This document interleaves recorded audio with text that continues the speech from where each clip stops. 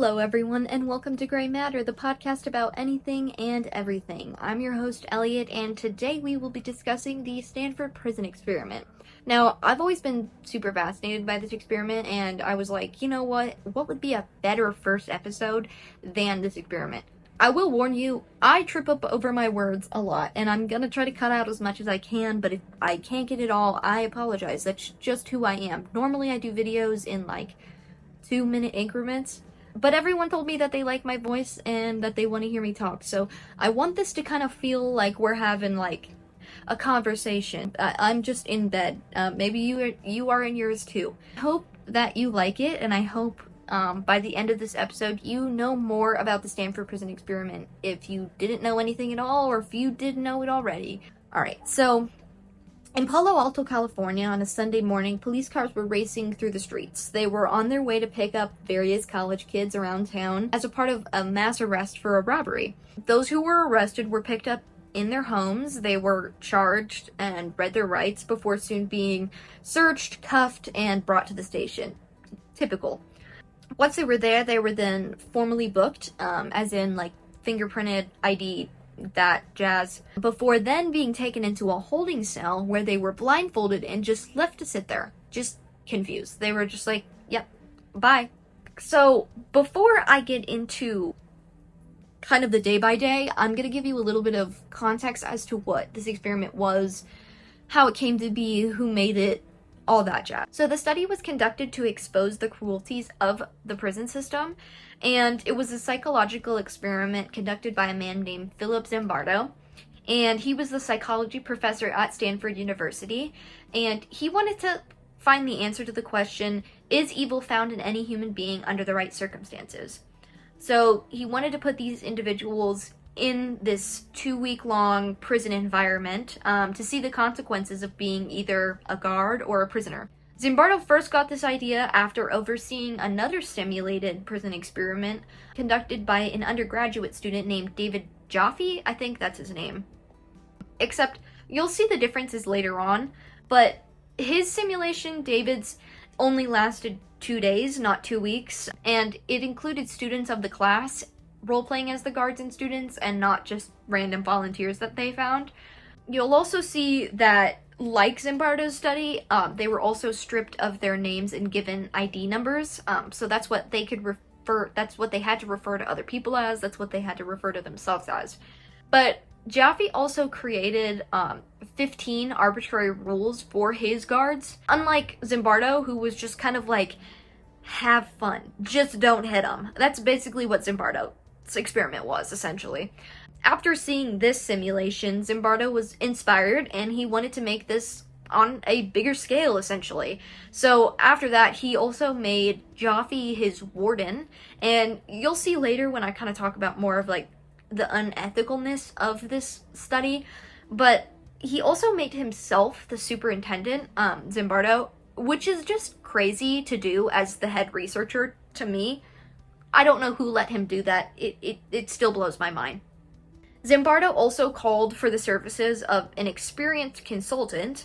That's what he put it as. And it was this man named, on my notes it says Carlo. I could be wrong. I think I mistyped and I didn't put an S. It could be Carlos. But it's Carlo Prescott.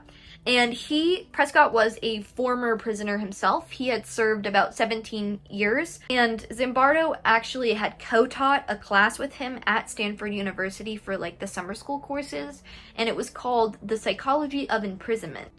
And Prescott had introduced Zimbardo to a bunch of other ex-convicts and correctional personnel, so that kind of also helped the inspiration of this experiment. But yeah, he just kind of wanted to bring him onto the team to, you know, make sure that there was someone with experience in a prison kind of overseeing it a little. Which, you know, I think is a pretty good idea. It's one of the better decisions Zimbardo made for sure. A few weeks before all these arrests took place, Zimbardo and his research team had put out a newspaper ad. They were basically just asking for volunteers for a study based on the psychological effects of prison life. It was left pretty vague, but they got over like 70 people who volunteered. And they then took all of these people who volunteered and they gave them a lot of diagnostic interviews, and as well as extensive psychological testing. You'll see why. After this, they were left with 24 participants. These were all college kids from various places, and they were all there for the summer, and they saw the ad and were like, hey, I want to earn $15 a day. And keep in mind, this was 1971, so I did the math for that, and, alright, actually, I didn't do the math at all. I don't know why I said that. I looked up a conversion calculator, and $15 a day in 1971 is actually $114.83 today. Pretty good if you ask me, especially if you're just like a college kid, trying to make ends meet. These guys were all your average, middle-class, mentally stable, healthy dudes. They purposely excluded people with any sort of criminal background, as well as severe psychological or physical impairments. They didn't want anyone who was obviously an ex-convict themselves or has been arrested before, because they would kind of know what the environment's like, so I think they thought that it would taint the study a bit, which, it makes sense to me. But yeah, you'll see, these guys were all white for the most part. They were all just like these white, like, middle class dudes in college, so not a lot of diversity from Zimbardo on that front, which kind of led to people speculating some stuff. So once they were all booked and blindfolded, 2 subgroups were decided. Zimbardo wanting to stress that this decision was entirely at random. Basically what they did was they flipped a coin and they made half prisoners and then half guards. And some got ungodly power, and some became slaves to the desire of the other guards. After, of course, they were booked, they were then driven to Stanford jail, which was a basement in the psychology department that Zimbardo had made into this fake prison. And just to kind of give you a little bit of an idea of what this prison setup looked like, the prison had 2 fabricated walls. They had one at the entrance and then one at the cell wall to block observation area. Each cell was 7 by 10 feet, and it was designed to fit 3 prisoners. It was very unlit, and it held a cot that was basically just a thin mattress, a sheet, and a very thin pillow. There was also a small corridor that was called the prison yard. It wasn't a yard in any capacity of the word. It was just a hallway. And also a 2 by 2 foot closet that they used for solitary confinement. And this thing was pitch black when you closed the door. 2 by 2 foot. Insane. There was also a big room across the prisoners that was used for, like, the guards and the warden and those kinds of people. They had put intercoms throughout, and they were all bugged to monitor the prisoners' thoughts, experiences, and as well as to make announcements to the prisoners. There was no clocks, no windows, no nothing, so they had literally 0 concept of time, and as you can imagine, their time got very, very disoriented because of this. To get into some of the unethical practices that Zimbardo and his team kind of did, there was like a ton of issues before the study even began. Zimbardo had low external validity, which basically means that the result of the experiments couldn't really be applied outside of the study sample.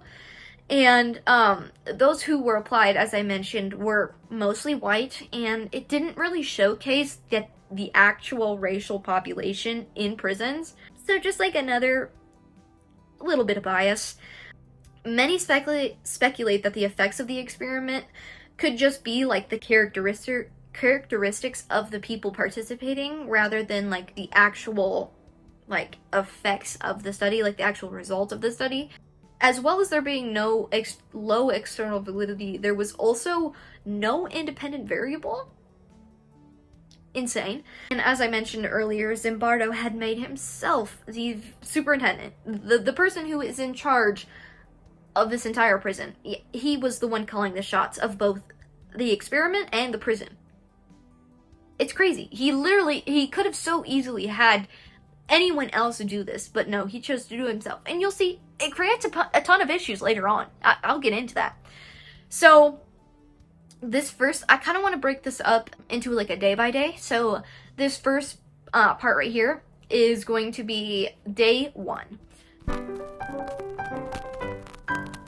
Once the prisoners were all arrived at the Stanford jail, they were greeted by the warden, David Jaffe, and they were then stripped, searched, and sprayed with this like hose that had like a bunch of like, what they described it as, it was basically to prevent any germs or lice getting inside the prison. So it was basically just like a cleaner spray that they just doused them with, which was just so humiliating for these guys. Like, they were just kind of thrown into this, still very confused why they were just arrested.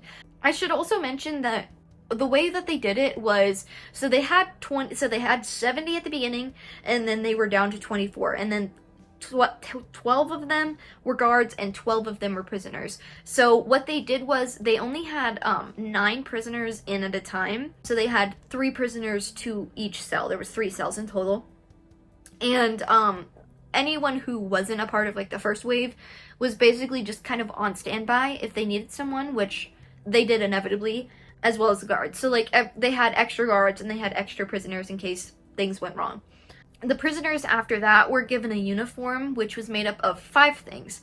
It was a dress slash like smock, which was basically a potato sack, and they wore it 24/7 with nothing underneath.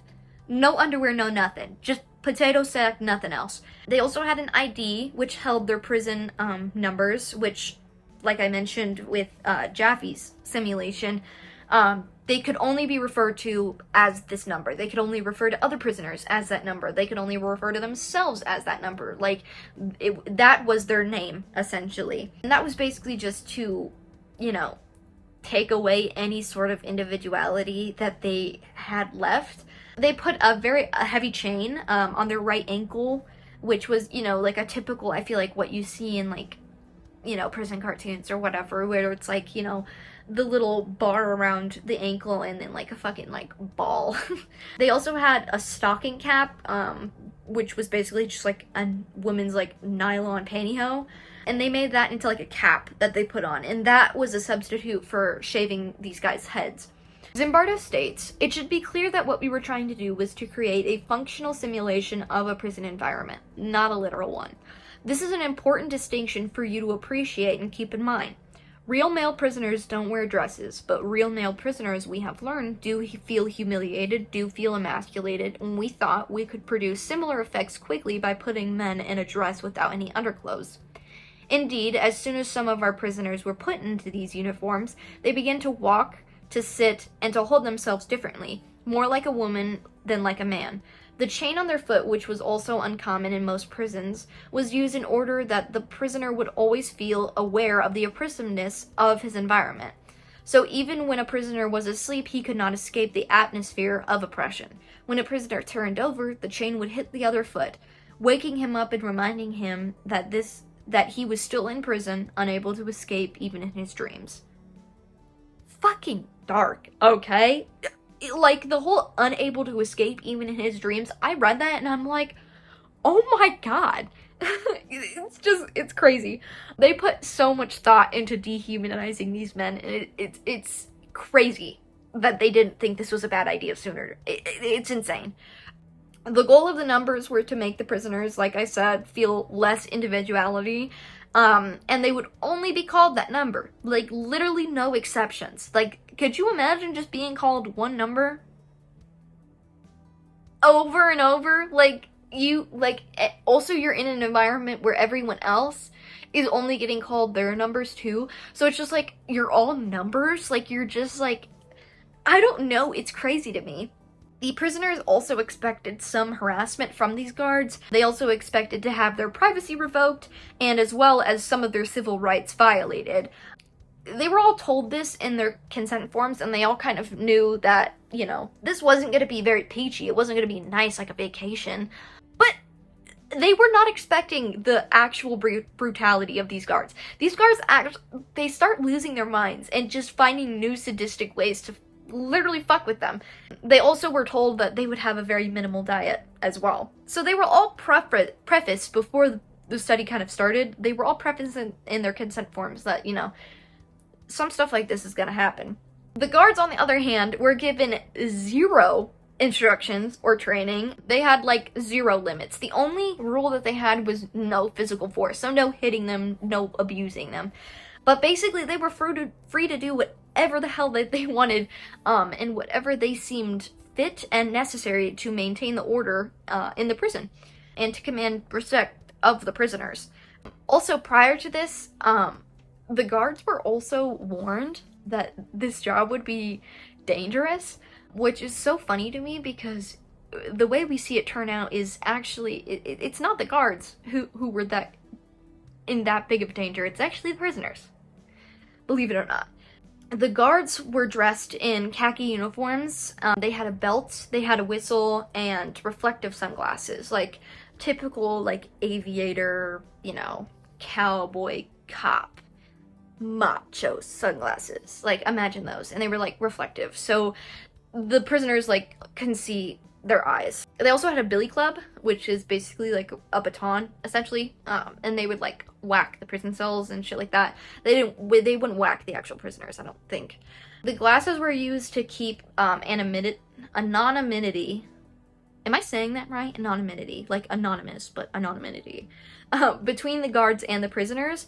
But the main goal was to hide emotions on the guards' faces. Alright, now we're on to day 2. So at 2:30 a.m. the guards began blaring their whistles like crazy and, like I said, banging their batons all over the cells and, you know, therefore waking the prisoners up. And this was for the first of many head counts. So they would basically wake these prisoners up, make them stand by their beds, and then they would count them. Like they would do, you know, it's pretty standard in prisons, but they would just do this like all the time at crazy hours. Like they would not let these guys sleep. The thought process behind this was to get the prisoners familiar with their ID numbers, and it was also a way, shocker, for the guards to exercise their control over them for the very first time. Both parties were still kind of adjusting to their roles, really kind of getting into them. On one hand, the prisoners were taking it like they didn't care. Like, they were not taking it seriously at all yet. And the guards were like trying to find the ways that they could insert their authorities. They were like testing the waters of what they could and couldn't do. So this obviously, you know, the prisoners being like, this is bullshit, this whole thing is bullshit, and then the guards being like, let's find out ways to fuck with them. It led to a lot of tension and some arguments, as you could imagine. A common punishment for the guards was push-ups. Zimbardo claims, "We thought this was an inappropriate kind of punishment in a prison, rather juvenile and a minimal form of punishment. However, we later became aware of the fact that in concentration camps in Nazi Germany, push-ups were often used as a form of punishment." You'll see Zimbardo and his team make a lot of comparisons to Nazi Germany and kind of the behaviors exhibited during that as well as in this experiment. He kind of uses this experiment as a way to like more or less explain the behaviors of like Nazi official and Nazi guards, I guess. I don't really know. But I can kind of see where the comparisons are. The guards were doing this just in a way to reassert their dominance, because the prisoners had refused to leave their cells for their meals, and they covered their doors, like the cell doors, with their beds. They also ripped off their ID badges, their caps, and then just yelled and cursed at the guards, and was like, fuck you, I'm not gonna do what you tell me. The guards who had worked a night shift that night had combined with the morning shift, and they also had called in the additional 3 guards. They basically took fire extinguishers and just started spraying the prisoners to get them away from the cell doors so that they could open it and basically boss them around, essentially. The guards broke into every single cell. They removed all of the prisoners' clothing, which, may I remind you, is a potato sack with nothing else. And They also took their beds. They took their mattresses. They were like, fuck you guys. You're losing your clothes and your mattresses, which is crazy because it's not what they do in prisons. It's not what they do. That's not what they do. I don't understand how this was allowed. But anyways, their clothes were taken, their beds were taken, and the main instigators were then put into solitary confinement, which was the 2-by-2 foot closet. And then the guards were intimidating and harassing the other prisoners. This uprising kind of raised alarm because it took all 9 guards to stop them. But there can't always be 9 guards. These guards basically worked on a little, like, schedule. They had, the 3 additional guards that were called in, but it was mainly just a group of 6. And they both worked 8-hour shifts. So one group would be morning shift and one group would be night shift. And then they would swap off.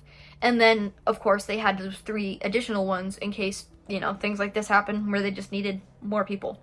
So after this, like, alarm of, like, well, damn, these prisoners actually fought back a bit. Like, what can we do to stop this in the future?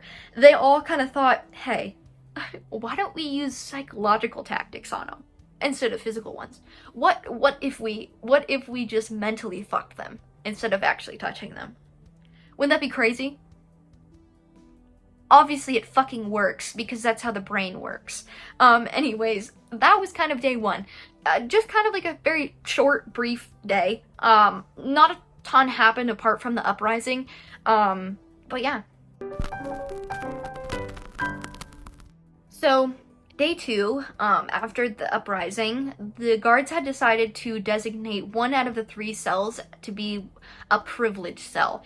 The prisoners, or the 3 prisoners that were the least involved in the rebellion, were given special privileges, which included they got their uniforms back, so they got their clothes back, as well as their beds. They were also allowed to brush their teeth, which the others apparently weren't allowed to do for the 2 weeks that they were there, and they were also allowed to eat food that the rest weren't allowed to. So it's not like the rest weren't getting food, it's just that they weren't allowed certain foods and these 3 were getting that. Then they were like, you know what would really fuck them up? After 12 hours, they took these 3 quote-unquote good prisoners, and they were then taken to the bad cells, and then 3 bad prisoners were chosen and taken to the privileged cell. That'll really fuck them up. Of course, this confused all of them, because they were like, oh, well, do I need to be good or do I need to be bad? Like, what is happening? And this basically just led to a lot of distrust between all of the prisoners. So all the solidarity that they had built up during the rebellion were like, yeah, we're fighting back, all of us, we hate you. Now that they were all kind of like, I don't trust anyone else in here. They were like, I'm not gonna talk to anyone, I'm not gonna do anything, I'm not gonna do any more like rebellions or anything like that. I'm in here for myself. I'm doing shit for myself. So because the guards had proven to them that it didn't really matter what they did, they were just like, fuck it, I'm just gonna either do what I'm told or do whatever I want. After this switch, the guards upped their control even more. They would basically have them count off more frequently, so more head counts, and then do push-ups, like I mentioned. However, they would do push-ups with a guard's foot on their back or another prisoner on their back, so just, you know, more work. After this, the guards had also restricted the prisoners' bathroom use, and they forced the prisoners to use a bucket. So but basically what they would do, there was a bathroom down the hallway, and then the prisoner, whenever they needed to use the bathroom, they were just blindfolded and taken down the hallway so they couldn't see like an escape or anything like that, and then, you know, taken back. But now they were forced to use buckets, and shocker, they would also not let them empty the buckets in the toilets or whatever. So the whole area quickly started to smell like piss and shit. Fucking vile. They would also, when they were allowed to go to the bathroom, they would have to be escorted by a guard. And these guards were not under surveillance when they were taking these prisoners to the bathroom. So they could push them, they could trip them, do whatever they wanted to them to reinforce their authority, essentially. The guards, you'll see, they get away with so much bad shit. These guards were also pretty hard on one prisoner in particular. It was prisoner 5401. He was basically like the ringleader of the rebellion, and the way that they controlled him was by regulating the opportunity to smoke. So at this time, if you don't know already, you could smoke in prison in the 70s. So they basically just restricted the times he could smoke and him smoking in general, which fucking sucks if you're a smoker and if you've had the luxury of getting smoke breaks and then they're like, actually, we're not gonna let you go out there. Insane. I would lose it. And we'll see after the second day, on Monday night, the Stanford prison would release its very, very, very first prisoner.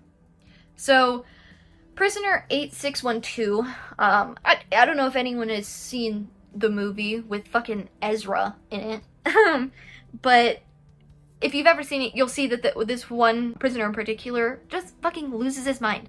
So less than 36 hours since the study had started, keep in mind this was a 2-week-long simulation, 36 hours, less than 36 hours, less than 3 days. Prisoner 8612 had began suffering from acute emotional disturbance, disorganized thinking, uncontrollable crying, screaming, and just rage.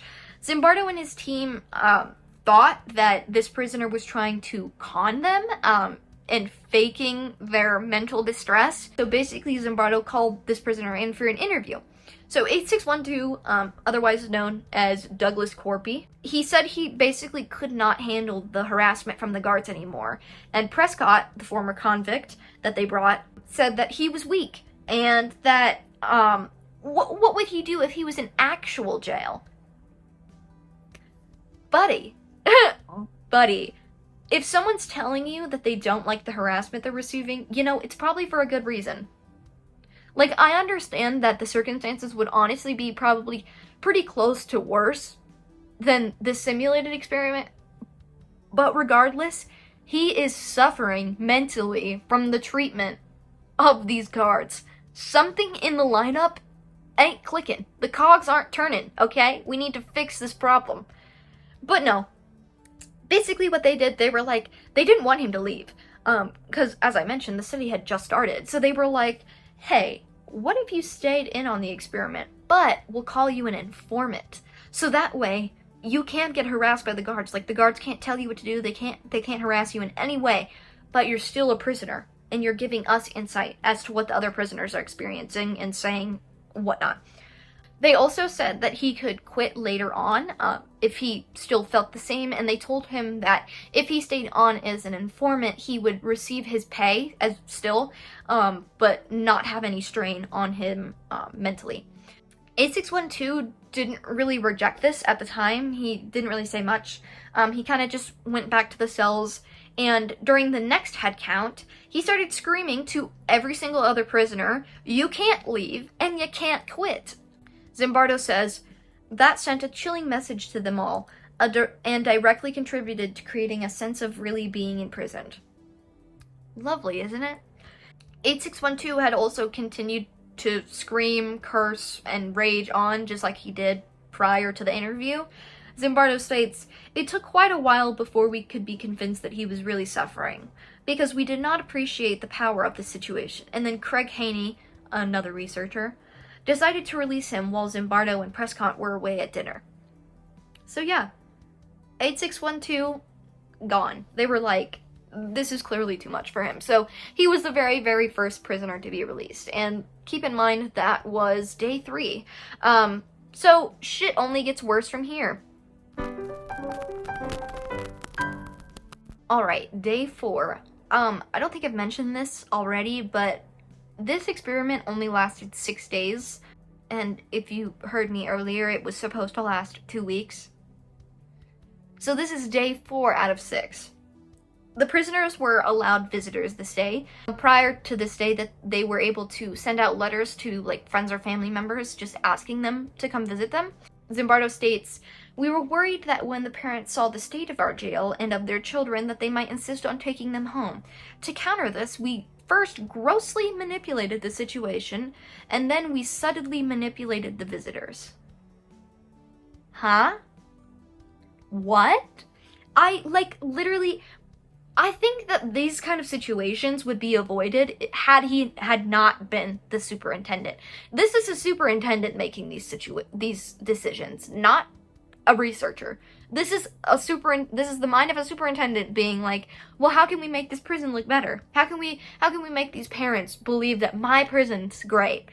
So, as he says, he grossly manipulates the entire situation. So he first had all the prisoners wash themselves, shave themselves, and groom, basically, just groom themselves. And they also cleaned their cells, made them look nice. They had removed the signs that were up in the prison. They had fed all the prisoners a big dinner. And over the day, they actually played music over the intercom, I guess to just get them, like, a good mood. And then when the visitors came, they were actually met with a Stanford cheerleader. So this, nice, pretty girl. Just to further manipulate them into thinking that this was a good place for their boys. They then registered themselves, who they were, and then they were told to wait half an hour, essentially, and told that only 2 visitors could see any one prisoner. So the visiting time for each prisoner was 10 minutes, and that was with surveillance of a guard. And prior to them actually going and talking to their prisoner, their child, they actually had to discuss their prisoner's case with the warden, and then they had to discuss it with the superintendent, Zimbardo, before they left. Some parents were rightfully upset with how distressed and fatigued their boys looked, and the solution to this was told to them that they could appeal privately with the superintendent at the end to make the conditions better. So Zimbardo and his team were met with one distressed mother in particular, and she said that she has never seen her boy this tired and this sad, and they decided, and I quote, "Put the blame on him and away from our prison situation." Insane. They asked her, well, what's the matter with your boy? Doesn't he sleep well? And she's like, well, I don't want any trouble. He just seems really tired. And Zimbardo realized that this lady might actually cause some trouble after she brought up the counts and waking them up repeatedly through the night. That might be a reason they're so fatigued and sad. Because they're not getting fucking sleep. Anyways, so Zimbardo then turns to this woman's husband, and he's like, don't you think your boy can handle this? And the husband's like, well, of course he can. And then he's like, honey, we're wasting this man's time. Let's get out of here. And so they just leave.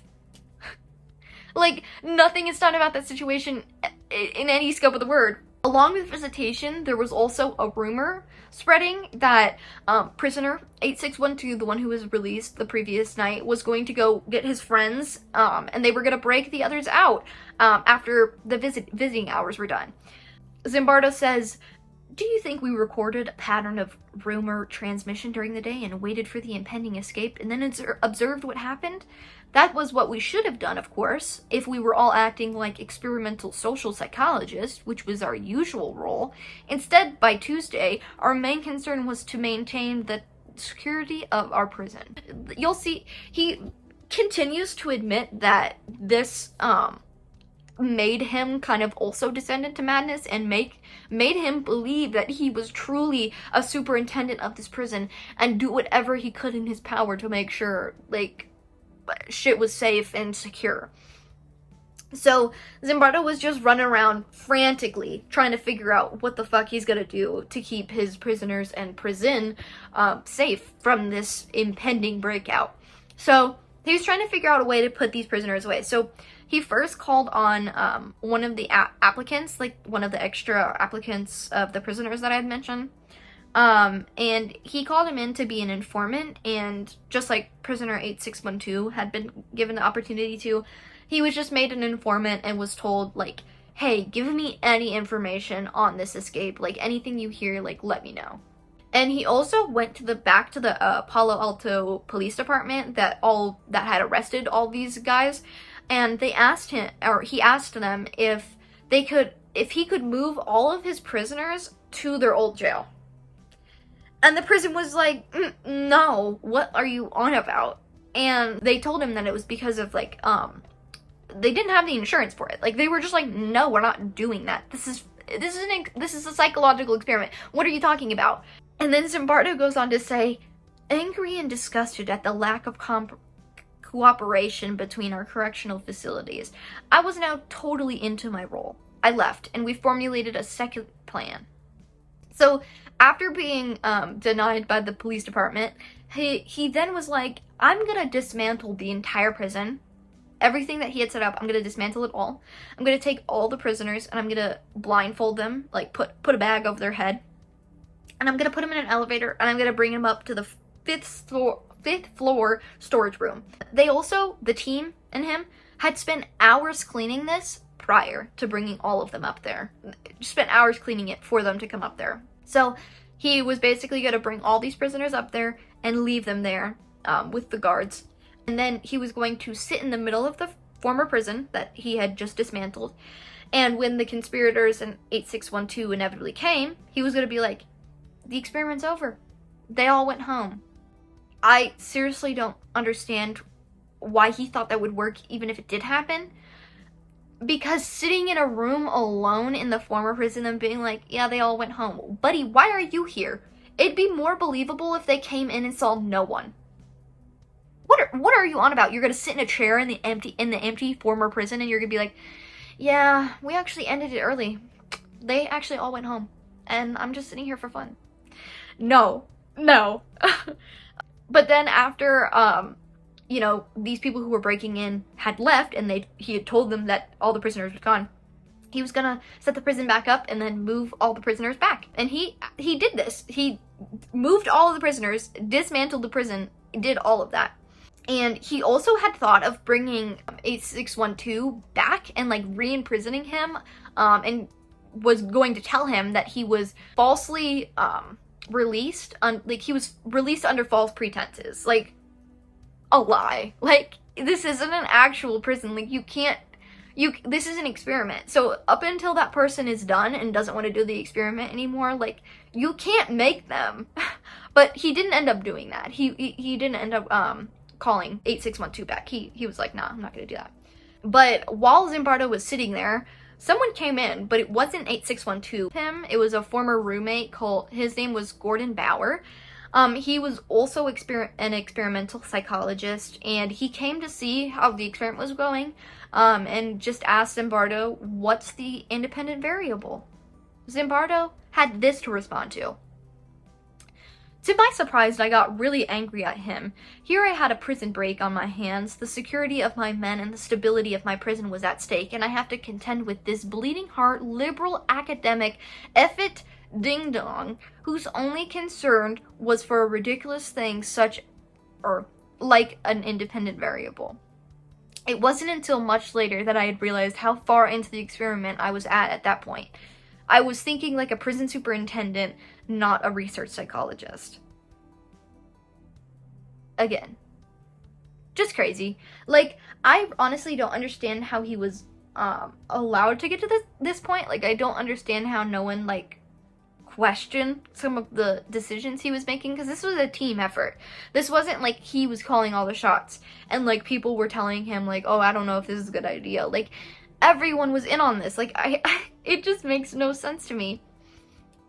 But after moving all of these prisoners and spending hours upon hours doing these menial tasks that ended up meaning nothing, there was no break-in. There was no break-out. It was literally just a rumor. And again, a huge waste of time.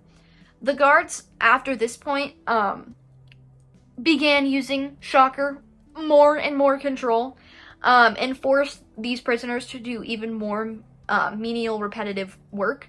They made them clean the toilet bowls with their hands. Again, they made them do jumping jacks, push-ups, and whatever else sadistic shit that these guards could come up with. It's actually insane.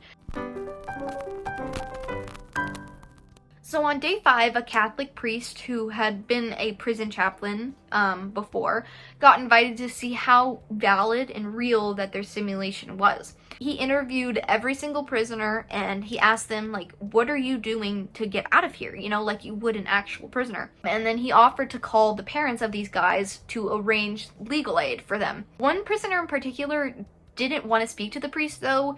He very adamantly wanted a doctor.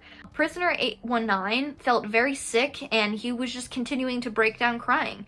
Zimbardo had then taken off his chain, like the chain on his ankle, took his cap off, and then was told to rest, I think like in his office or something, or in his bed, and just rest, and told him that, like, relax, we'll get you a doctor, everything will be fine.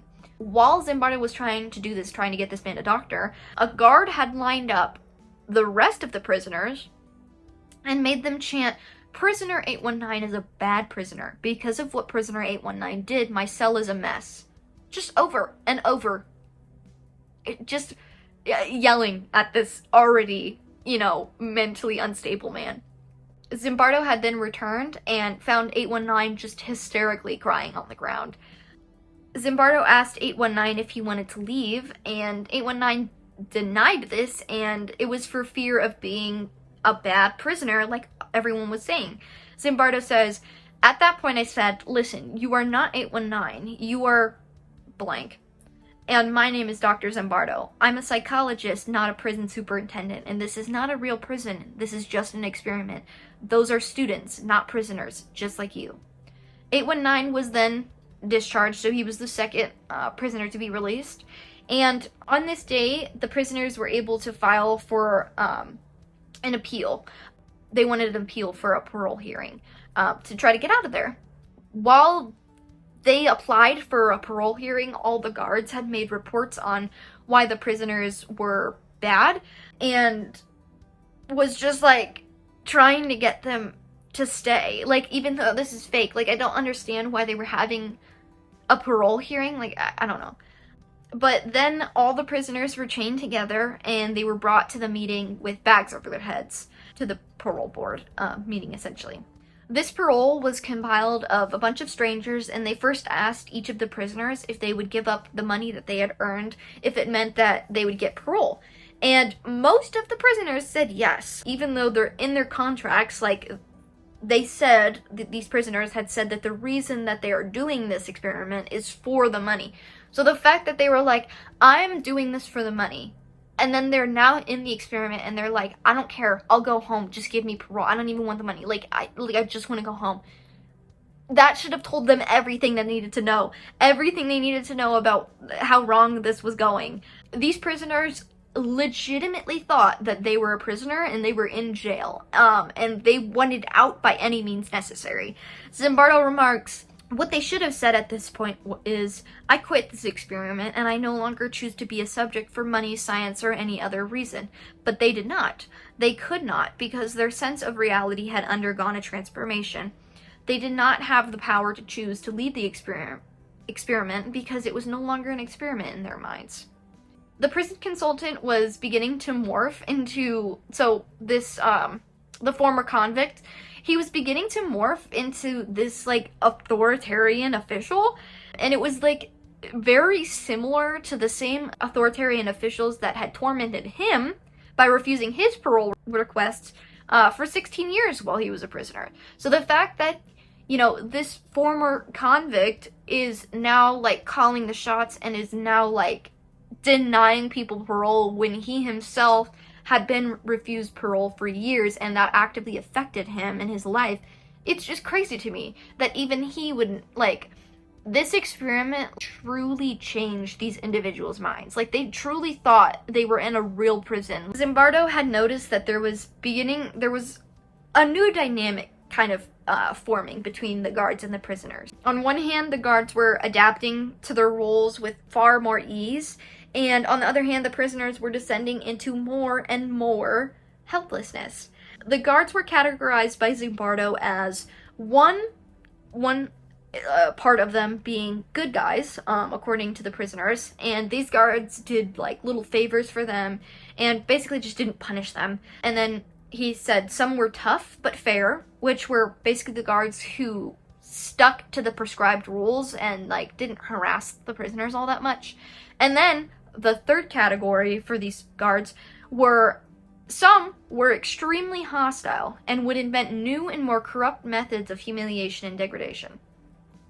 They just took enjoyment out of the power that they wielded. These prisoners evolved in the way that they were displaying their distress and their emotions. As we know, in the beginning, they were, rebelling, they were fighting back, they were cussing, they were like, no, fuck this, we're not gonna do it. But now things were just drastically falling apart, and one prisoner actually had developed a psychosomatic rash all over his body, and this was due to his parole being denied. Like, he was denied parole and he just developed a rash due to the stress. But then after they noticed this, they treated him and discharged him. So he was the third one to leave. 4 of the prisoners just broke down, just crying, screaming, doing whatever they can in hopes of a passive escape, with them just being like released due to their mental instability. And some coped with this authoritarian environment by just being quote-unquote good prisoners and just doing everything that they were told, no matter how bad it was. And one of these said prisoners was actually nicknamed Sarge because he reacted so like military-like to orders by these guards. So they called him Sarge because of it. There was also one final act of rebellion in this study. Prisoner 416 was a newly admitted one. He was admitted on day 4. And unlike all the other prisoners who had experienced the hostility of the guards and truly believed there was no escape to this prison, this real prison, prisoner 416 just went into a full-blown madness upon realizing this fact and was told by the other prisoners that you can't quit, you can't leave, you're stuck here. And he began to not eat in hopes of getting sick and then getting released. So he was just basically having a hunger strike. The guards tried to get him to eat, but they had like literally no luck on it. They even tried like punishing his cellmates to try to get some like sympathy from him. But like I said, none of these prisoners really felt any sort of like solidarity between their other prisoners. They were all kind of in there on their own. And they also had threatened him to cut his visiting hours. So this hunger strike and all this like rebellion from 416 was actually before the visitation hours. So a few hours before, the rest of the prisoners were just exploding on 416 and was just yelling, cursing, just being like, buddy, you need to fucking eat. Like, I'm not going to be inconvenienced by your defiance. Stop, knock this off, I please. And he still didn't eat, so the guards then put him in the hole, the solitary confinement closet, for about 3 hours, even though that there was an established 1-hour rule for that closet, the solitary confinement. At the beginning, 416 would have been praised by the other prisoners, and it would bring solidarity between them, but now every prisoner was in there just doing things for themselves. Like, they did not care about the feelings and emotions and the comfort of their fellow prisoners. They literally just cared about themselves and what they could get them. The guards asked the rest of the prisoners if they would rather let 416 out and give up something of theirs, like a blanket or something, or just let 416 stay there all night. The prisoners then voted to let him stay in there just all night. They did not give a fuck, but Zimbardo and his team let him out later and was like, no, we're not gonna let that happen. There was one especially brutal guard who was nicknamed John Wayne because of his like cowboy macho image while abusing these inmates. Zimbardo states, "It was curious that we learned later from a former Nazi concentration camp inmate, my friend Professor John Steiner from Sonoma State College in California, that the most notorious guard in the prison near Buchenwald was named Tom Mix, the John Wayne of an earlier generation." So he makes this comparison, as he does with a lot of things in this study, to Nazi concentration camps and, Nazi Germany. And he's basically just like, it's weird how this group of prisoners nicknamed this one, extensively abusive guard, kind of like a cowboy macho-ish type name, and then you also see that in like a concentration camp where those prisoners are calling one particularly brutal guard Tom Mix. Zimbardo then questioned how these seemingly ordinary men could become such perpetrators of evil so fast. He then concluded that it was the pervasive power of the situation and not the personality predisposition of these prisoners and these guards. Along with this, the informant brought in had refused to tell them anything because he saw himself as one of the prisoners and felt a sort of connection with them. That night, the visitors were allowed to come again, and they had called. All of these visitors had been called by the priest previously, and they were told to get lawyers to get their kids out of jail. Zimbardo then called the lawyer that had been requested by all the parents, and this lawyer interviewed each of the prisoners and asked them pretty standard questions that he would typically ask a prisoner, and he knew it was an experiment and still kind of asked them the standard questions. Zimbardo kind of began to realize that he needed to stop this experiment. He realized that these prisoners were actively suffering, and they were becoming more and more isolated by the second, and they were behaving in very pathological ways, as he describes it, but basically it just means they were going fucking nuts. And the guards just kept inventing ways to be sadistic, and the passive guards just sat back and did nothing, even when these bad guards were doing shit. Zimbardo says, that tone became increasingly ugly as guards became bored with the previous night's games they had the prisoners play, and invented new activities to demean the prisoners, mostly by having them enact rituals with a sexual, homophobic character. I don't even know what that is supposed to mean. But yeah, they were really just trying their hardest to dehumanize these prisoners in any way, shape, or form. Zimbardo also said that these guards never came in late, they never called in sick, they never left early, and they never demanded extra pay for overtime. They just, genuinely enjoyed this job. They found pleasure in asserting authority to these boys. So day 6 was the final day of this experiment, as I said earlier, and Zimbardo claims that there were really two main reasons why he stopped the experiment. The first reason was that him and his team realized that the guards would escalate their abuse when they knew that there was no research watching them. So they were already being very hostile and abusive and just harassing these poor prisoners. But then when they weren't being supervised, like I said, when they were taking them to the bathroom, they would push, trip, kick them, whatever. They were doing that when they knew there was no supervision. They knew that the researchers had gone home for the night or whatever. They were just going out of their way to be more abusive. And that's the craziest thing to me. They just willingly chose to be this way. And the second reason that he decided to end this was that Christina Maslach, I think that's her name, who was a recent PhD from the program, had interviewed these boys and then openly challenged Zimbardo and the system that he created.